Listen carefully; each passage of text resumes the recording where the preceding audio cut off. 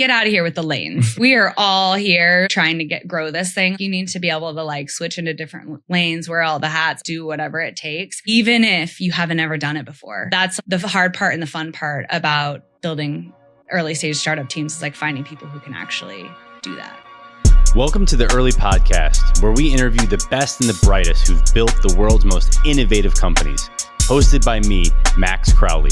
Tune in weekly for new episodes, and please, please, please like, subscribe, and share. And now for today's episode. Let's go. Alyssa Pollack, welcome to the podcast. Max Crowley. Thanks for joining. Yeah, thanks for having me. Yes, you'll always be Alyssa Wise to me. Yeah, I know. That name change thing is a big deal, but not to be offensive yeah. to anyone. So we'll dive in. You were diagnosed with stage 4 cancer as a teenager. You have to deal with, I assume, mortality and everything at a really young age. How did that shape you? Yeah. When I think back to that time, there's two main things from that experience. But the first is like the day I was diagnosed, the moment, I can remember it like so vividly, was obviously a really hard day. And my mom, who has just been a personal and professional mentor over the years, was like, all right, today we're going to cry and feel sorry for ourselves. Tomorrow, we're not doing that anymore. We're going to like put one foot in front of the other, take action, and survive this thing. That action orientation and the putting one foot in front of the other, even in the face of the hardest challenges, has gone on to be a little bit of a theme in my career, and maybe made me brave enough to go try hard things. The other thing was, the feeling that time is uncertain. Time on earth is uncertain. I have constantly been trying to figure out, like, how can I make my time matter and like do something that matters? I've been chasing like that tangible impact piece, I think, as well, knowing that tomorrow isn't promised. Well, your mom is awesome. Yeah, I might need a pump up from her at some point. I can give you her phone number. Yes. All right. So after college, you do a stint at Walgreens, which is like big corporate company. Then you're at The Onion, which is like a satirical, I imagine, upstarty, crazy fest. Yep. How do you balance that time, and what were your sort of takeaways from the two sort of disparate experiences? Walgreens was big and slow and like completely devoid of any type of passion. People weren't showing up at Walgreens like, yes, I'm so excited to come and do my job today. They were like, all right, I'm here. It's 9 a.m. When does 5 p.m. roll around? What all do I need to do between now and then? I just realized I had like too much energy and fierceness and passion that was like completely unusable in that setting. So that was a learning from me. This isn't it. So I kind of like took a sharp left turn in the other direction, trying to find my way, and landed at The Onion. I was kind of like the first like finance team member there. It was actually an interesting time because The Onion was shifting from being a print-based business, making most of its revenue on franchise fees and print ads, to kind of like embracing the digital era. This was when like digital video content, this was 2011. The beginning of Twitter. And digital video content was taking off. And so we needed to really shift the business model. I was in charge of doing that. I was completely unqualified. I had never done it before. I was like constantly having that feeling of who's the adult in the room here? Who's going to tell me what to do? And they never showed up. It was me. I think that kind of gave me the taste of getting out over my skis. That thrill of like, am I actually going to be able to figure this out? And then figuring it out. It gave me a taste of that. And for that, I'm thankful. It wasn't like a rocket ship company. I just didn't see myself like really building a career at The Onion. I kind of started poking around a little bit more. What The Onion did is it got me into the epicenter of Chicago and kind of like the tech or tech adjacent space. Growing up in the Midwest and then having my first job at Walgreens, I was not really privy to. And it actually, serendipitously, The Onion's office was right across the street. Literally, you could see out the window across to the co-working space that Uber was in. You saw the drivers lining up already? Yeah, I was like, I got to get in the mix. So I started kind of looking around for other opportunities, but I knew I wanted to get to a place where I could bring my energy, enthusiasm, passion, kind of fierceness, and that would be embraced. And also maybe do something I had never done before and might not have been like fully qualified to do. Yeah, I think already a theme in the podcast of talking to people is people feeling this, I'm unqualified to do this job. But that sort of is the deal. I'm unqualified to host this podcast. That's kind of life. I mean, if you're continuing to push, you're going to put yourself in situations that are weird and murky and whatever else, but that's how you learn and get better. Yeah, pushing the envelope, getting out of your comfort zone. I think that feeling is what we all were chasing, and just the pain that comes with like growth and grinding it out and making a ton of mistakes while we were figuring out what we're doing. I think we all were able to kind of reframe that pain into kind of growth and inspiration and energy. Yeah, I'll foreshadow. I mean, now you're the CEO of a company, which is amazing. I'm so happy for you. And we'll get to that. But I mean, I think it shows just the continual progression if you're always pushing like you have. Totally. Yeah. All right. So 2012, you joined Uber. Uber is not a household name at that point by any means. Take me through how you kind of first heard about Uber, you start using it, and then how you got in the mix for the job. Yeah. My boyfriend at the time, now husband, was a consultant at Accenture. And he was actually living in New York. We were doing long distance, New York and Chicago. And he was taking Ubers. He was a very early adopter. I think I looked up his customer number one time before we weren't allowed to do that anymore. for flag security. Yeah. And he was like 10,000th, number 10,000. I was traveling to see him and he was traveling to see me. He was like, you got to try this out. It's so much better than taxis. I tried it and I was like, well, yeah, this is so much better than taxis. So I would say I was using the product. I think I might have been flagged even as like a power user in Chicago because I was asked to be a beta tester for when the Chicago team, you, Kenny, Alan, put taxis on Uber for the first time. I was like, yeah, I want to try that. I want to try taxis on Uber. Cause I was probably like living a little beyond my means as a 23-year-old, like rolling, up to the airport in a black car. So I was excited about the more cost effective way to have the Uber experience. But I signed up to beta test and I was like, as I was like writing my feedback, filling out the survey or whatever, saying what I thought, I'm like, wow, I'm like really curious about the inner workings of this company. I love the product. I use it. This seems really interesting. I'm going to go dig a little bit more. And I think that's when I came across the job posting for the driver operations manager role. And I don't know if you remember, but back then, like one of the qualifications on the driver ops job posting was like experience managing fleets of trucks is a plus. And I'm like, well, I definitely don't have that, but I think I can do this job. So I threw my hat in the ring and, went through the interview process and ended up getting in the mix. I don't think there was one person I know that managed the fleet of trucks. No. You get going. It started as Uber Black. I mean, everything was high-end luxury, $15 minimum fare, probably twice as much as what a taxi was on average in a city. Very regulated, licensed chauffeur drivers. Then we get into taxis. So we're actually bringing taxis on. With taxis, you can't really control supply and demand. You're lucky if they come on during times of sort of peak demand. Then we sort of start to dip our toes into coming even more downstream, which is UberX. What were your early memories of starting to shift? You start, you get into seat and you're immediately managing licensed chauffeurs and taxis. And then we start to dip our toes in the water of UberX. Yeah.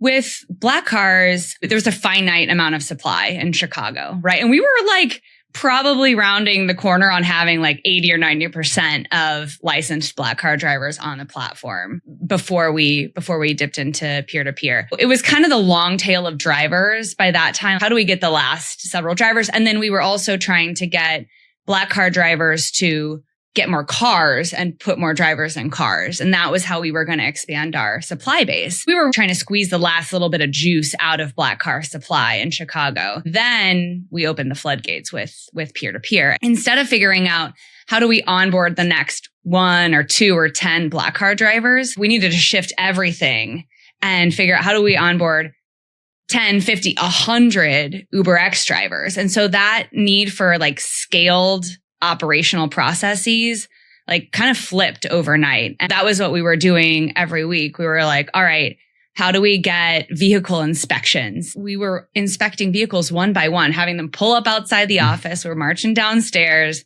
taking pictures of their car with our phones, making sure that their car, had 4 wheels, was reasonably clean, like wasn't all banged a certain up. Age. Yeah. And making sure that, and we got to capture the license plate. So that was like a 1-by-1 process, which was our rate limiter for onboarding UberX in the early days. That, and we were like doing in-person interviews with every UberX driver, manually running background checks. Our UberX driver database was a Google sheet at the beginning.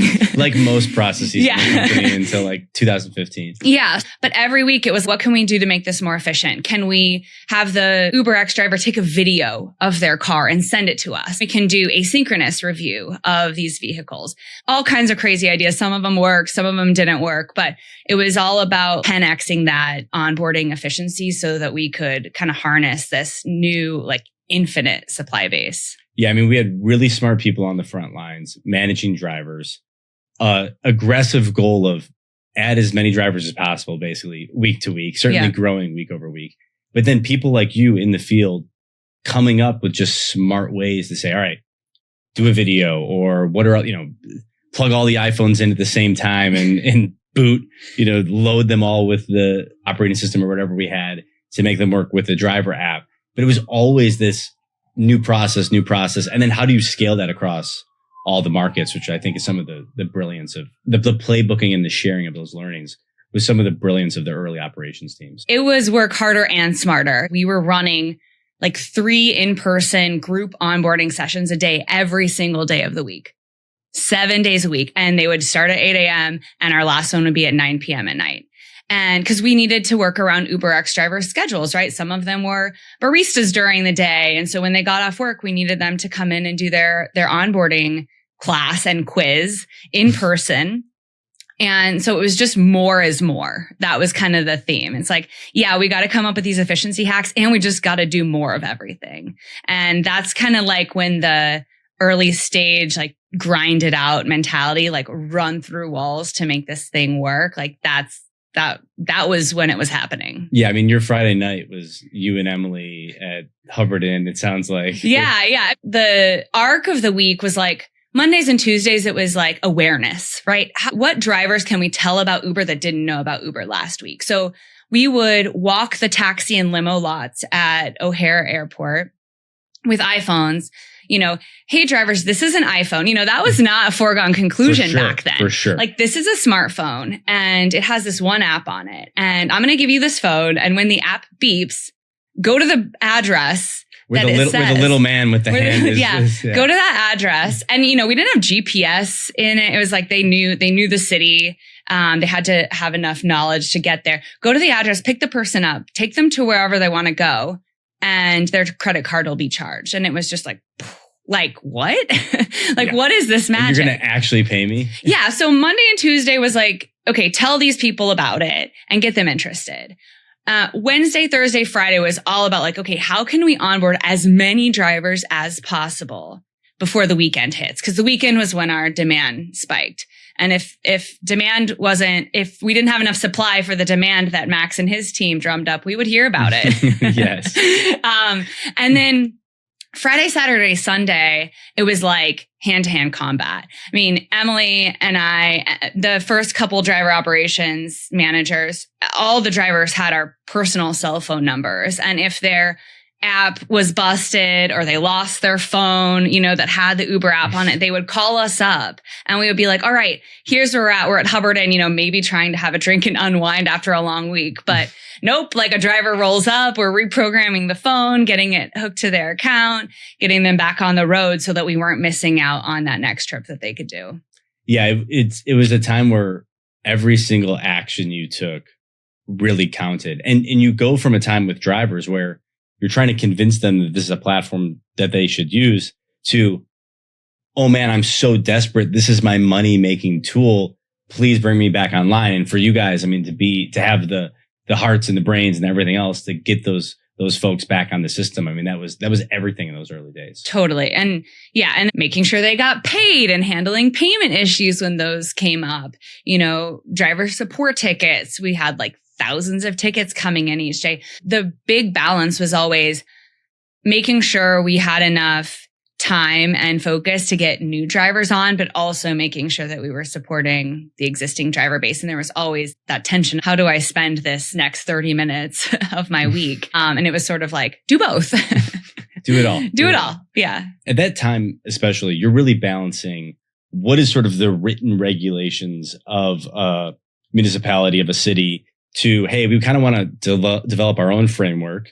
We also believe it's going to be better. That can be a tricky game, but background checks, inspections, all these things. I mean, in some ways, that has sort of stayed with you, I feel like, of innovating and continuing to push and regulations or licensed or, how have you thought about that throughout the rest of your career as you've sort of maybe towed that line in a good way? Yeah.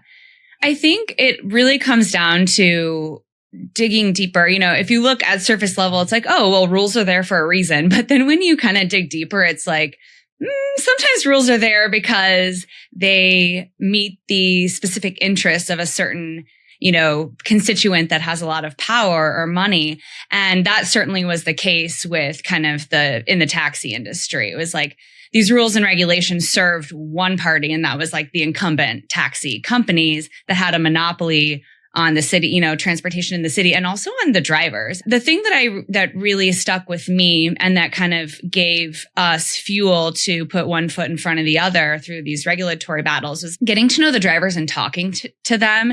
You learned they did not have a good relationship with the taxi medallion holders in most cases. It was so lopsided in the power dynamics. Knowing that we were really doing right by both the actual drivers and by riders, then you're like, okay, I feel good kind of like fighting against whatever friction we might encounter with these regulations. Looking at what I've worked on since then, it's all about what is the best thing for the customer. It always comes back down to that. And if it's like a lot of times right now, it's about democratizing access to something, where there has been power held centrally.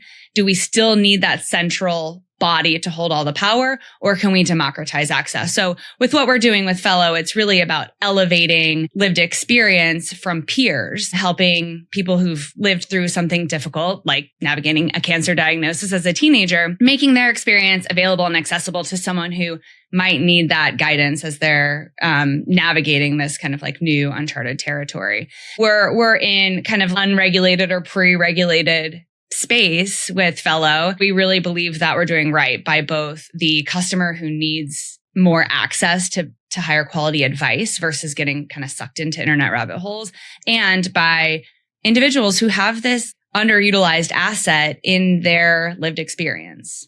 And I'm sure you're already incorporating safety measures, other Totally. things to make sure, hey, these people are vetted and it's tracked, and digital technology allows you to do these things that, again, didn't exist pre-2010 or pre-2008. And now you can build into your... We're going back to what we did at Uber, which is the high touch, the do things that don't scale mentality. With every Fellow that comes on board, that's kind of our supply side at Fello. They're filling out an application that gets reviewed by a real human. They're doing an interview with a real human on our team. They're doing a background check. We're doing reference checks. So reaching out to other people who can say like, yeah, I'd go to this person for advice on this topic. And then training and an assessment. Of course, there's ways that we can make that more efficient over time with AI, with automation, asynchronous reviews. But right now, that early supply-based quality matters so much that when you're thinking about nurturing that atomic network, the quality of your early supply base matters so much that it's worth doing everything that doesn't scale in the early days to incubate that, and then thinking about how to layer on efficiency over time. So it's interesting because my team or investors will say, well, that's not going to scale.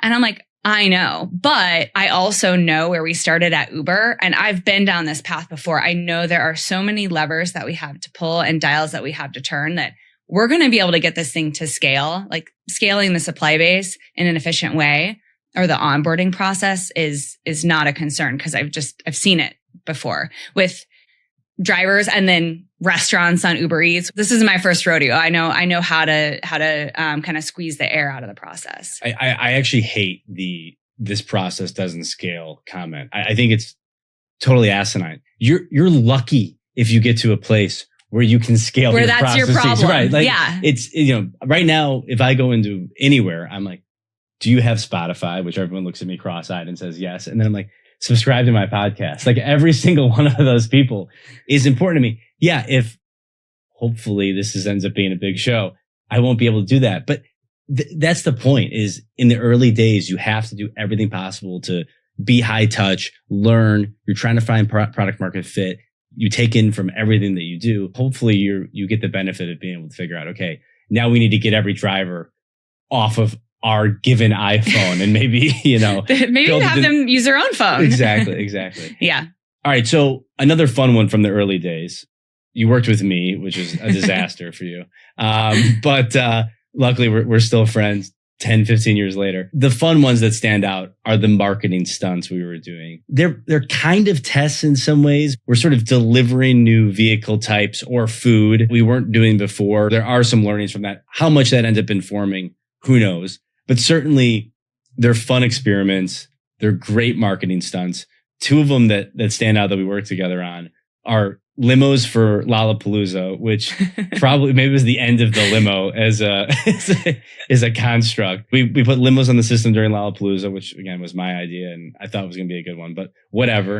And then we did patchkis, which my Chicago accent comes out, which is a Polish pastry that you do during Lent. Basically these jelly-filled donuts that we had in boxes, and you could order them. We showed up with a car that had the boxes in there, which now sounds normal. At the time, no one did anything like that. When I think back to like all of these interesting ideas and stunts that we did, people say the word tension, and I think a lot of times it has a negative connotation. I see tension as like one of the physical forces that moves teams forward. The tension in those days was the marketing team would come up with crazy ideas, lob them over to the ops team, go build this, go make this happen. Figure it out. And it was always, okay, is it going to be worth it? And it always was worth it. If nothing else, they were huge learning opportunities for us. They were ways to get out in the community, connect with people that might not need transportation, but expose them to the Uber brand.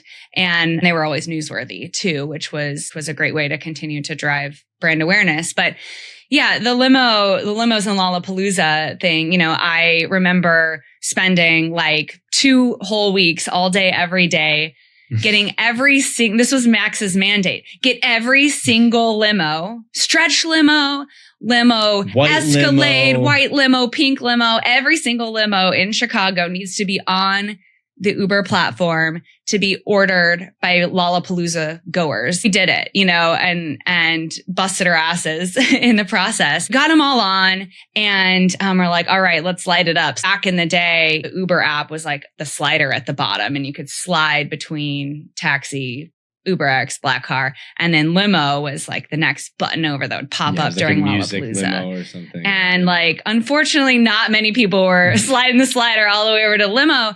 That Lala, and I think it had worked on a smaller scale the prior year, and you're like, so let's blow it up this year.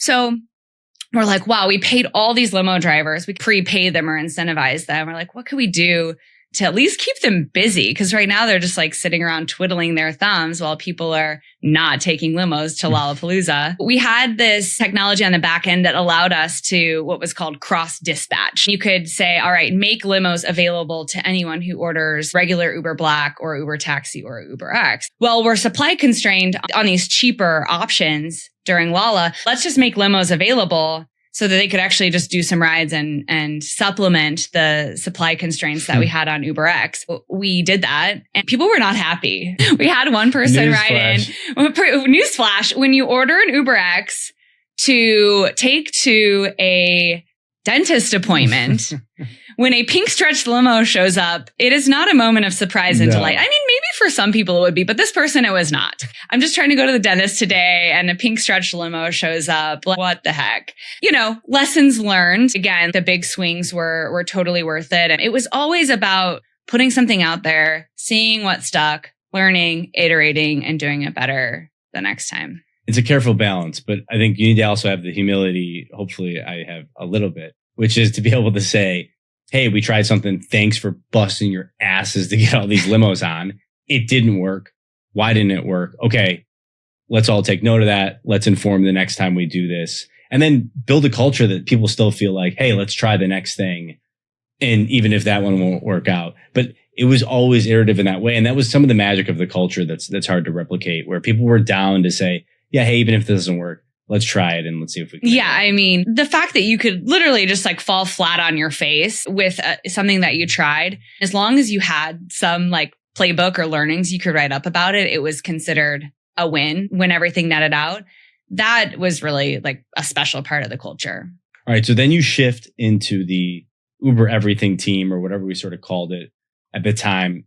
Idea was, let's start testing food, other products, other things. What's kind of the origin story there? How'd you get in the mix on that team? And what were some of the early things that we were testing? So the origin of that actually goes back to a stunt. It was July 2014, and we had been doing ice cream trucks on demand for the prior couple of years. This was the first year that we had UberX in most peer-to-peer low-cost option in most cities. Travis wanted a global ice cream day that showcased UberX and, ice cream trucks. And so in the past, ice cream trucks had been this novelty thing. Only a few people in a city could experience the joy of the on-demand ice cream truck because there's only, 40 ice cream trucks in a city that you can wrangle together for ice cream day. The idea was, okay, can we spread, now that we have this low cost option and we have UberX drivers everywhere around the world, can we spread the ice cream love more broadly by putting ice cream in the trunks of UberX? Into like a Prius. Into a Prius. And so there was a strike team, and it was Jason Droege, who had recently been brought on as an exec by Travis. Jason and Travis were college buddies and had worked on startups together in the past. There was a driver operations manager assigned to it, which was me, another gal on the marketing side. The remit of the strike team was like, figure out how to make this happen around the world on ice cream day. And so I think back then we had like 148 cities that we were trying to get ice cream up and running. This was like getting blocks of dry ice to go in coolers in the back of UberX cars with ice cream in 148 cities around the world. We worked with city teams back then. We still had city teams on the ground everywhere. They did a lot of the heavy lifting, kind of the local logistics, but our job was to make sure this thing ran on track, having cohesive global branding, budget in each city that we were sticking to, and rolling it out across the world. That culminated in us being on the ground at HQ on ice cream day. Jason, Lauren, and I were in the war room 40 hours straight. Like, did not leave this central command center watching, and we had a Zoom live, like watching the cities light up with ice cream and seeing all the dispatches live and everything. And so Jason and I, through the course of that, got to know each other quite well. I literally took a nap in the corner, a 30-minute nap on a bench in the corner of this room. So you get to know someone pretty well when you spend 40 straight hours with them. And we just kind of like hit it off, and he had been brought in. And I think the remit at the time that Travis had given to him was, hey, if we can get a car to someone in 5 minutes, what else can we get to them in 5 minutes? And that was sort of the original prompt for Uber everything. And so I went back to Chicago and kept in touch with Jason, then ultimately ended up moving out to San Francisco, joined him and the city ops team in LA to get the first version of Uber Eats off the ground, which was actually called Uber Fresh. I don't know if you remember that. Of course. So Uber Fresh, I remember on Stephen Colbert when he referred to it as like a tuna sandwich in the glove box. I know. He wasn't too far off, but we had coolers at least. But yeah, he wasn't too far off. All right. So the first test on Uber Eats is Uber Fresh. The mandate is really around speed. How does that translate to what you guys did? Food delivery already existed. Grubhub was doing it. Postmates was starting to do it. But the problem with those platforms, especially through the eyes of Uber people who are impatient and really speed focused, was like, it takes forever. Grubhub, back then you would place your order, on the Grubhub website. The restaurant would get a fax of your order. Then they would make it, and then it was up to their own delivery drivers to bring it to you. You had no transparency into the delivery of it. So 45 minutes, an hour, those are like average wait times to get your food on Grubhub. Postmates had the app, which was, is an app first experience. And so that was a little bit of an upgrade, but the Postmate would get the order and then they would walk into Jamba Juice or whatever, place the order, pay with a credit card, and then come bring it to you. So there was no, the restaurant was fully out of the loop in that one. You had transparency on the delivery side, but there was no like integration with the restaurant. So we were like, these are lame, right? And with Grubhub, it was also the restaurant's drivers. They did not have their own delivery network. Exactly. They were relying on the restaurant's delivery drivers, and like, who knows? And we didn't have transparency. Tracking. You didn't have tracking or transparency in how long it was going to be. So it was just a crapshoot. So we kind of thought those experiences were lame. We can do way better. Like, we have cars everywhere. We should be able to get food to people in 5 minutes. The first version of that looked like us going to Santa Monica, specifically a little pocket of LA, and getting one lunch option online. Let's go back to what the Uber app looked like back then.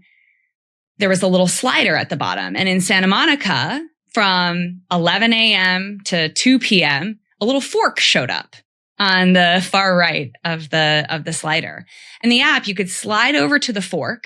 A little modal would pop and it would say, today's lunch option is Bay City's Godmother sandwich, which is just this institution Italian deli in Santa Monica. Everyone knows Bay City's, and Godmother's their most popular sandwich. You could press it and you could get a Bay City's Godmother sandwich in 5 minutes, which we thought was like pretty cool. How we did that, we would go to Bay Cities and we would order 1,000 sandwiches for the next day. They would make all the Godmothers, wrap them up. We had a refrigerated truck that we rented to go pick up the sandwiches. And then the truck would go to a few different places around Santa Monica and meet UberX drivers. A hub and spoke. Hub and spoke model, exactly. The UberX drivers would have cooler bags in their car. We would stack those with, 20 Bay City's Godmother sandwiches, and then send those drivers out to kind of their posts where people were eating lunch in Santa Monica. 11 o'clock rolls around, the fork shows up, you can press. More often than not, there's a driver literally downstairs from you.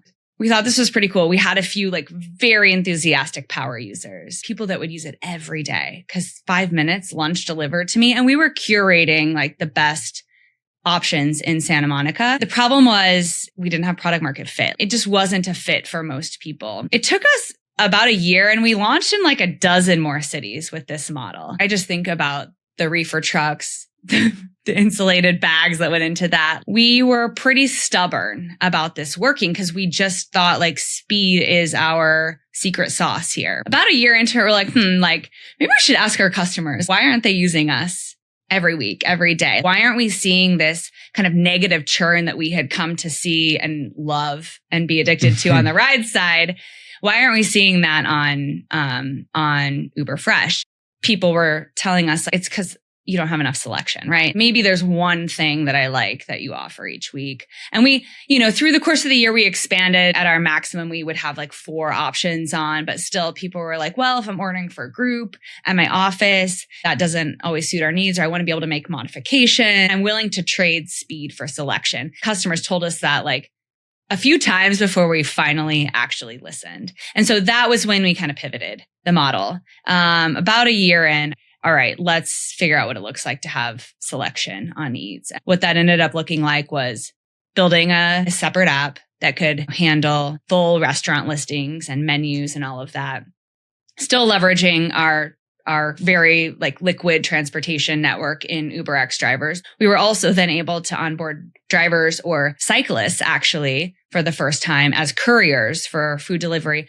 For example, if you had a 2-door car, you weren't qualified to be an UberX driver, but you could come on and deliver on Uber Eats because your vehicle would qualify. Or if you had a bike, we started to expand the supply base and kind of brought that together in basically what we now know as Uber Eats with the standalone app. Why do you think that we were so stubborn and didn't pivot on that earlier? I remember the tension internally. No one wanted to do that. No one wanted to pivot off the Uber Fresh model. Obviously, it bites us in the ass. We'll kind of get to that, or I think it did. But you'll that's a question for you, not for me. Yeah, I think our key differentiator on the ride side was speed and reliability. Transportation is reliable as running water. There was a car around the corner from you, no matter where you were, no matter what time. That was our differentiator. I think we thought we were kind of leapfrogging to the future of food delivery. We're like, yeah. People want selection, but really they probably would rather have speed. We just thought we knew better. There's other people in this space that are doing it the slow way with selection. We're going to kind of leapfrog them and get into kind of the speed first orientation. I think it was because that's what worked on the ride side. And we were starting to pull people in that weren't on the ride, that hadn't come from Uber rides. But the first kind of core team on Eats was some of the best people on rides. Yes. And so I think injecting some of the fresh external perspectives started to help open our eyes a little bit. We probably wasted, a handful of months and I don't know how many dollars, like trying to fit kind of the square peg into the round hole here. Because we were just so accustomed to being speed oriented. And the reason that I bring up that it ends up hurting Uber, which I think is right, but correct me if I'm wrong, is that DoorDash then ends up popping up. Or do you not? I think DoorDash does pop up in the meantime. It was interesting though, because other companies that were in the space, Caviar was doing food delivery, Postmates. Those were kind of the two main ones. They started creating models that looked like Uber Fresh, the sort of like 5-minute curated selection model. I think one of them is called like Caviar Pop or Postmates Pop or something. They had this like different style of getting food to people that was more speed oriented. So they were looking to us as I think they thought we were paving the way in what was next. Turns out like we were all kind of wrong. But in the meantime, DoorDash was getting started and they took a little bit of a different tact. DoorDash, I think its first name was like Palo Alto Food Delivery Network or something. Like they were very much rooted in the suburbs. They took a suburb first approach. And Uber, we had expanded to secondary and tertiary markets with UberX by then, but we were still like a pretty urban oriented company, especially when you looked globally at our footprint. We were in the dense urban cities and we started there. Oh, there's a ton of people that live in these cities. They all eat 3 meals a day. If we can feed them one of those meals through our delivery platform, like be in good shape. And DoorDash basically took the exact opposite approach. They started in the suburbs and we were kind of like, why would you do that? Right? There's not as many drivers in the suburbs. There's not as many restaurants in the suburbs. But again, they were looking at it through the consumer lens, which was if I'm sitting in the suburbs, my options are much more limited than if I'm in a city center. If we go downstairs in New York, you can you trip over a restaurant, right? Before you get to the end of the block. And so the options are more plentiful. And in the suburbs, your options are more limited. So you kind of had like a higher tolerance for all the things. You had a higher tolerance for wait time. You didn't necessarily need 20 restaurants to choose from. If you could have one Chinese place, one Italian place, one Mexican place, like you felt pretty good about your upgraded experience. You weren't having to run out and grab your takeout. Cause that was the alternative. They took that approach. There was something right about that approach. And I think that is kind of what allowed them to catch up with us more quickly than we would have liked them to. So you think that the DoorDash rise, cause I also know, with the suburbs, it was like bigger basket sizes is what they thought. They could charge more fees. They could maybe take a little bit longer to get there. Yeah. You think that is more of what led DoorDash to exist? And again, I want to caveat, Uber Eats is a massive business now. So it's not. Yeah. I think it's that, right? The suburban persona was like a family. You're feeding a family, 4 people. The urban persona was like a Max or an Alyssa that's ordering for themselves. And so I think those dynamics kind of, the fact that they took the exact inverse approach to us, I think let them, there was greenfield out there too, right?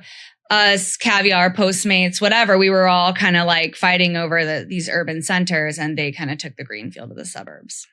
What was it? Am I also correct in saying that they focused on name brands more than we did in doing partnerships with those folks? Yeah, I think the first focus of Uber Fresh and then Uber Eats was like curating the best restaurants in your city. Some of that was like actually getting really high-end brands to put their stuff on a delivery platform for the first time. So in LA, the example is like Bottega Louie. Like that's like a high-end place, sit-down restaurant that hadn't done any off-premise stuff before. We were able to convince them because of the value of the Uber brand, we were able to convince them to dabble in delivery for the first time. We kind of went in with the Uber Black mentality. Let's start premium and then work down market. I think DoorDash was more is more. Like, let's like any selection is good selection because it might work for someone.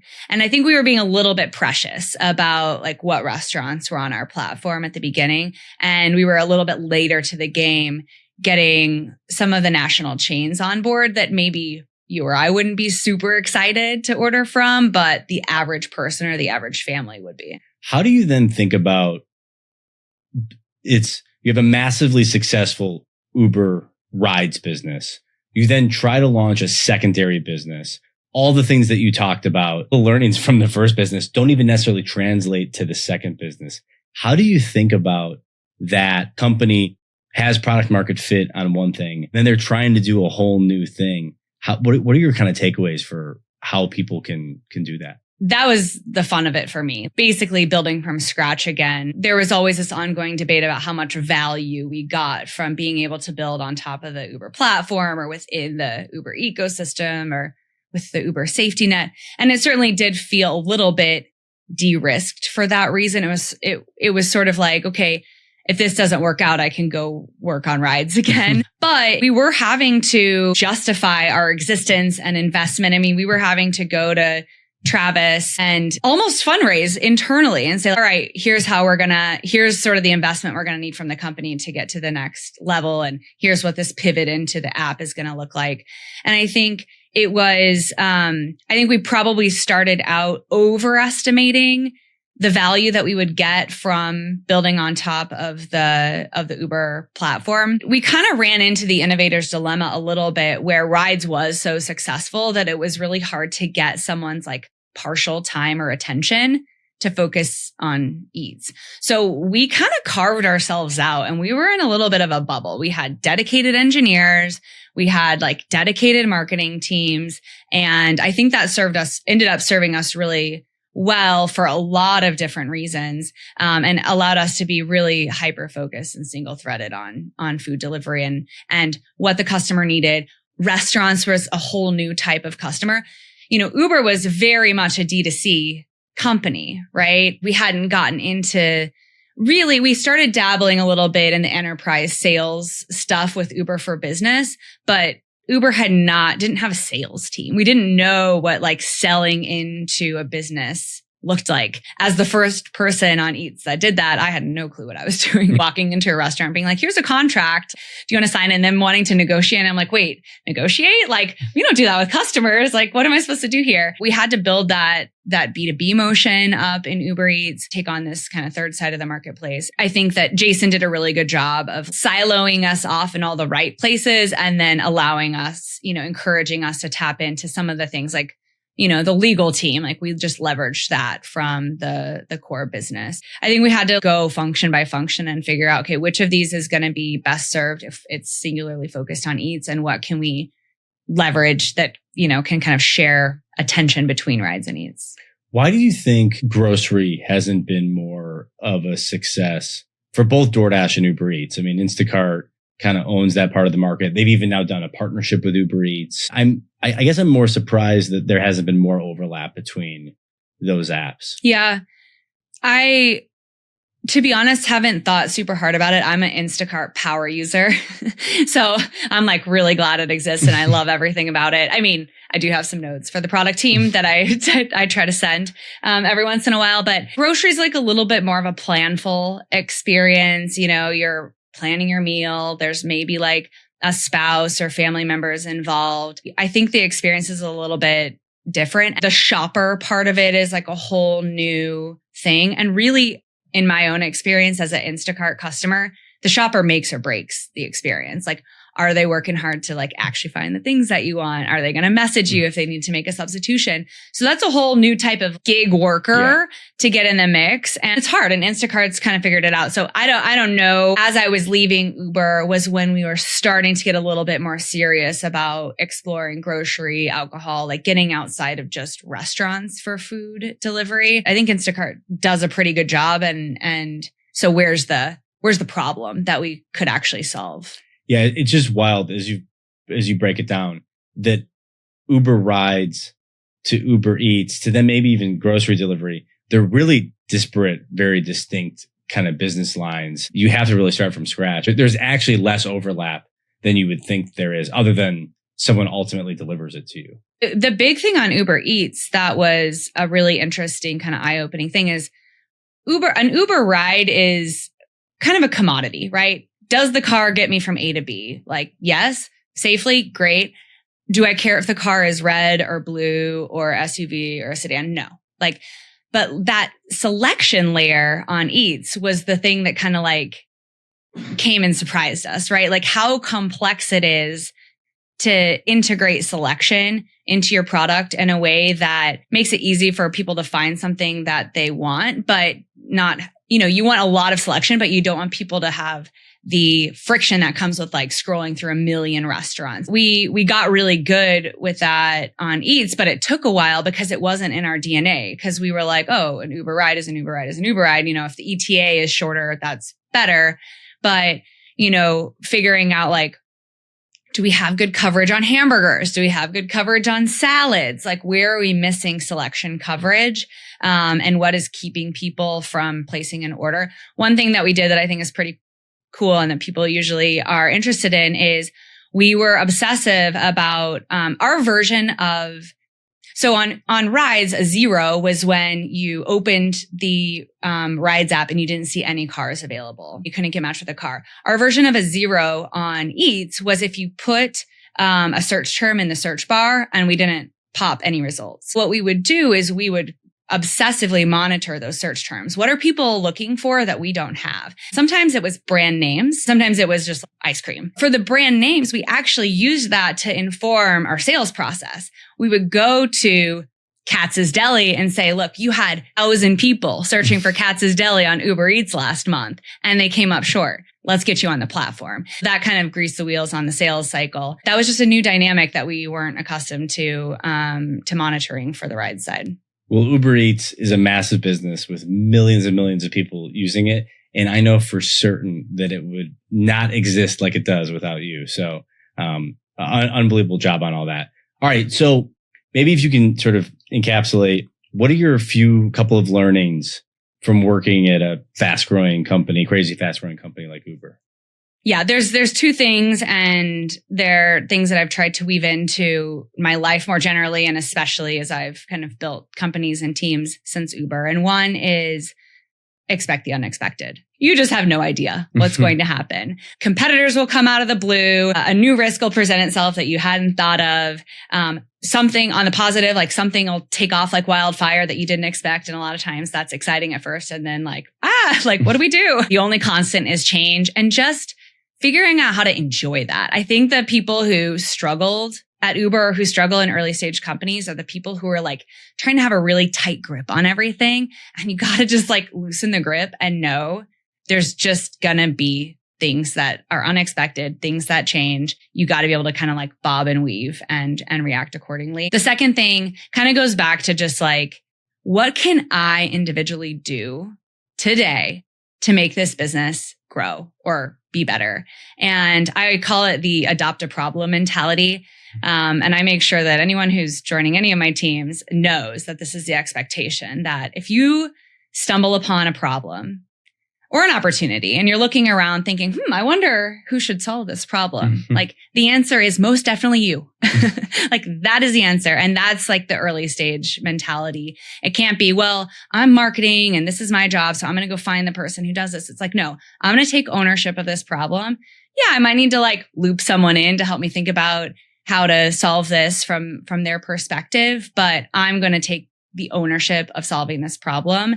Those are two things that will stick with me forever and that now are the bars that I set for the teams that I build. The theme of the podcast in a lot of ways is about early employees. Sometimes it's missed that employees are owners too. And, we had the cultural mandate value at Uber of be an owner, not a renter, but that you do own the business and you do own what you do that day and you can make an impact on the company. And I think that gets lost with a lot of people that are working at a company versus, hey, I'm not, the boss or the CEO or yeah, this isn't my lane that I'm supposed to be. I'm like, get out of here with the lanes. We are all here trying to grow this thing. You need to be able to switch into different lanes, wear all the hats, do whatever it takes, even if you haven't ever done it before. That's the hard part and the fun part about building early stage startup teams is finding people who can actually do that. We touched on Fello a bit before, but what was kind of the journey to being a CEO now? You fundraised. How much have you raised?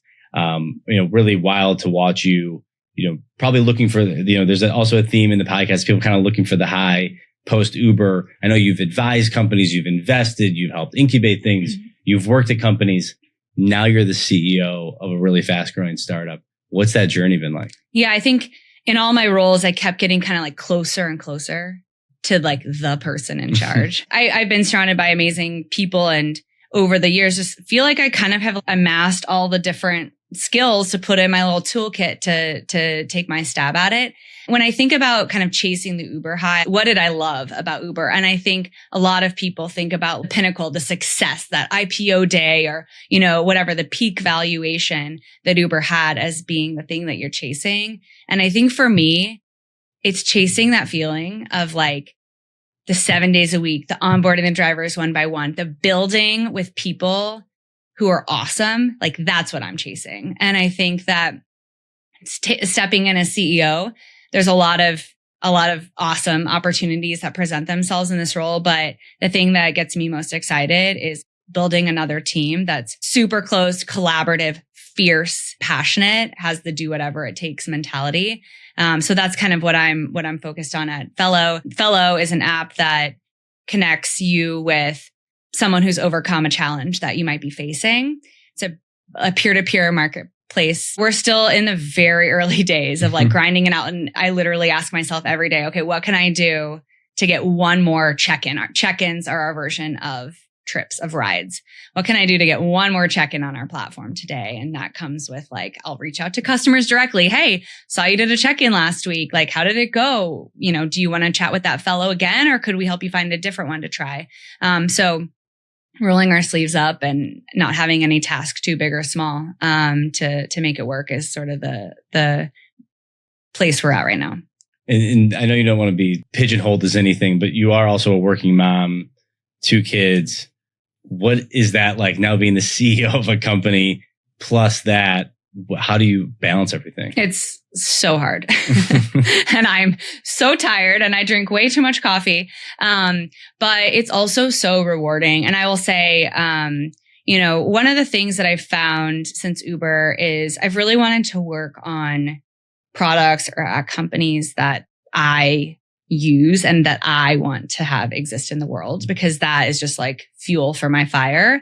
And working on something like Fello, which I think is unequivocally good for the world, is awesome. And my kids are 6 and 4 now, and they're to an age where I can explain to them what I do. I show them the app and they get it. And I overheard my son explaining to someone what his mom's job was. And he said, she has an app that helps people. And I'm like, okay, something is good. There's something good that's going to come out of this. And I think, for me, it's if I can work on something that makes a positive impact that my kids can be really proud of, they wear their Fello swag to school and it's pretty cool. But, and in the meantime, I think I want to lead by example and show them, not just tell them, hey, you can grow up to be anything you want, but actually show them what it looks like to grow up to be anything you want. That's kind of the goal. All right. Well, you are wildly impressive. Not surprising, but wildly impressive. And how can people find more information about Fello? Go to myfello.app or follow me on LinkedIn. I try to kind of keep everyone updated on the latest and greatest. All right. Well, you are amazing. Thank you so much for doing this. Thanks, Max. This was fun.